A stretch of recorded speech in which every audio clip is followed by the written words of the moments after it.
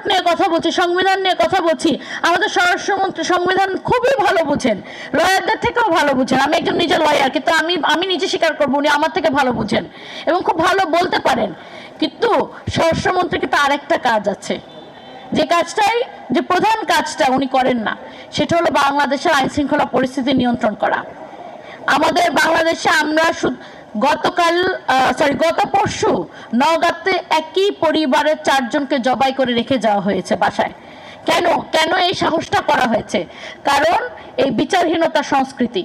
তো স্বরাষ্ট্রমন্ত্রীকে আমি আহ্বান করব যে আপনি আমাদেরকে সংবিধান পড়ান, আমরা খুব খুশি হই, আমরা এটা জানতে পারলে তো ভালোই লাগে, কিন্তু তার সাথে আল্লাহর ওয়াস্তে এই আইন শৃঙ্খলা পরিস্থিতি ঠিক করেন। আপনার মোহাম্মদপুরে আপনার জাস্ট আমার মনে গত সপ্তাহে প্রথম আলোতে ছিল সিটি অফ গড, মানে হলো গডফাদারদের এত বেশি গডফাদার মোহাম্মদপুরে সিটি অফ গড লিখেছে। তো আমরা কি এইটা কি ইচ্ছা করলে কি আমাদের সালাউদ্দিন সাহেব এত মহাপরিক্রমশীল একজন মন্ত্রী, উনি পারেন না কন্ট্রোল করতে? আমার মনে হয় he will be very good at it.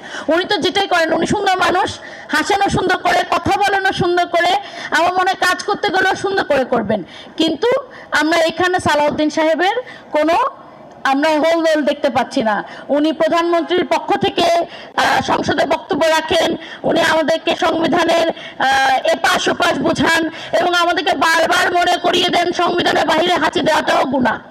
কিন্তু এই জিনিসটা উনি সংবিধানে কি পড়েন নাই যে একটি সরকারের দায়িত্ব যখন সে সরকারে অধিষ্ঠ হয় তখন তার নাগরিকদেরকে সম্পূর্ণ নিরাপত্তা প্রদান করা? এটা কি সংবিধানে নেই?